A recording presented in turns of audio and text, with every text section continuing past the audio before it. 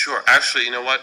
Could we have a board, because there were questions asked during public forum that I did want to have Mike answer, right? So let's do that now.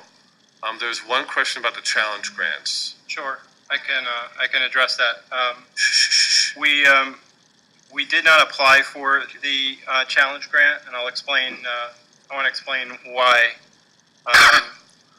We did consider it during 2012-2013. Lewisboro Elementary School was categorized as a reward school. Actually, during 2013-2014, John Jay High School and John Jay Middle School are categorized as reward schools. There are no grants available as of right now for 2013-2014. There was a grant that was offered in 2012-2013 for reward schools. There were actually two different grants that were offered. One was called a dissemination grant, and the other was called a replication grant. Dissemination grants were to be awarded to 5 out of approximately 250 reward schools.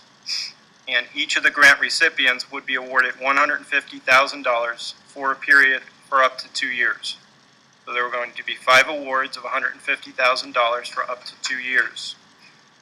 The grants were to be used to, 1, disseminate best practice of that school to recipients of replication grants. Recipients of replication grants were low-performing schools as defined by a similar list. There was a criteria to become a reward school. There was a criteria to become a low-performing, or to be categorized as a focus school or low-performing school.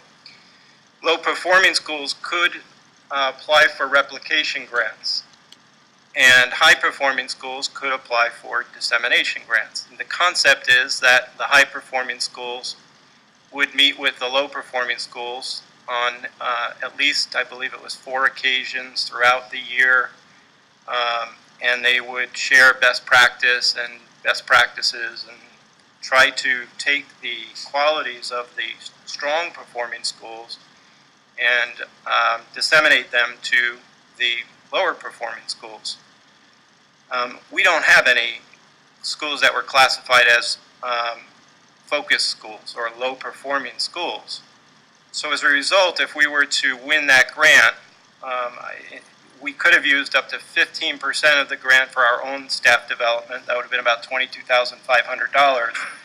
But the remaining $127,500 would have had to have been allocated for us to help another school district that had a low-performing school.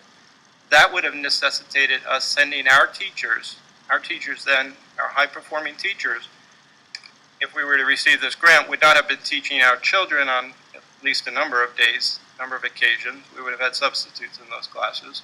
But our teachers would be off helping a low-performing school. Based upon those criteria, we just didn't feel this was a grant that we should pursue, and we didn't pursue it. We did pursue a number of other grants. We did pursue an efficiency grant, I believe it was either in 2011 or 2012, in which we filed, it must have been north of 35-page grant with the state to improve the efficiency of the district. Namely, we had hired a health insurance consultant, and that had cost us about $95,000 in order to help us transition health insurance. We applied for a grant to help pay for that. Unfortunately, we were denied of that. We also received a couple of NYSERDA grants, which have photovoltaic cells on the top of the high school and on the middle school. We received bus emission grants over the years. So, we don't have a grant writer, but we do review each of the grants that are made available to us and make a determination as to whether or not they're for our benefit. If they're for our benefit, generally speaking, we will pursue them. But in this particular case, we would have been basically a staff developer to another school district with a low-performing school. That's how $122,000 of the money, or $127,000 of money had to be. We don't stand good odds of winning those either, because what they want you to do is be able to replicate it. So they're not going to take a low-performing school, let's say in the Bronx or somewhere down county, and say, okay, let's take this highly successful rich urban or an urban suburban district and pair them up. They're going to want to find a sister-style district that's performing well and then have the best hope of replicating that level of success. They're actually looking for a large school In district. large in the school same districts, district. like the Buffalo City schools, where you have a large performing school in the district. They want them to work with a low Focus performance. school. Can I move on to the next